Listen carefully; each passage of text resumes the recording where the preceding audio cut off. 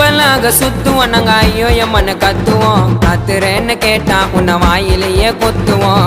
எங்க புள்ளிங்க எல்லாம் பயங்கரம், எங்களை பார்த்த தமன மயங்கி விழுந்துரும்.